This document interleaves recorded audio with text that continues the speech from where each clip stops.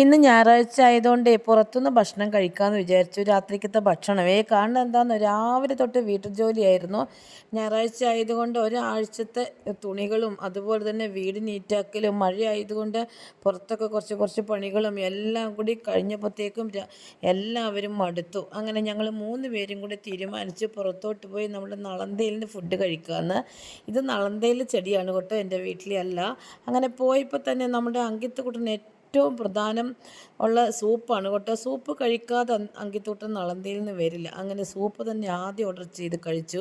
പിന്നെ 3 പേരും അവർക്ക് ഇഷ്ടമുള്ളത് തന്നെ കഴിച്ചു. എനിക്ക് അപ്പവും വെജിറ്റബിൾ സ്റ്റൂ ആണ്. ഗിരീഷേട്ടൻ ഓർഡർ ചെയ്തിരിക്കുന്ന നേനും അതുപോലെ തന്നെ മട്ടൻ, നല്ല ഒന്നാം തരം മട്ടൻ, കാണുമ്പോൾ ഇങ്ങനെ കൊതി വരുന്ന മട്ടൻ. പക്ഷെ ഞങ്ങൾക്കത് കഴിച്ച് ശീലമില്ലാത്തതുകൊണ്ട് നമുക്കത് കഴിക്കാൻ തോന്നിയില്ല. പിന്നെ അങ്കിത്തുകുട്ടൻ എന്തായാലും നൂഡിൽസ് മാത്രമേ കഴിക്കൂ, നൂഡിൽസിൻ്റെ ആളാണ്. അങ്ങനെ നൂഡിൽസും പിന്നെ അത് കഴിഞ്ഞൊരു ലൈം ടീ ഒക്കെ കഴിച്ചു. ഞങ്ങൾക്ക് ഇഷ്ടപ്പെട്ട ഫുഡൊക്കെ കഴിച്ച് മെല്ലെ അവിടെ നിന്ന് യാത്ര പറഞ്ഞിറങ്ങി. കാരണം ഇപ്പം മഴ മെല്ലെ മെല്ലെ ചാടാൻ തുടങ്ങി. ഇന്ന് പകൽ മൊത്തമായിട്ടും മഴ നിന്നിരിക്കുന്നതായിരുന്നു കേട്ടോ.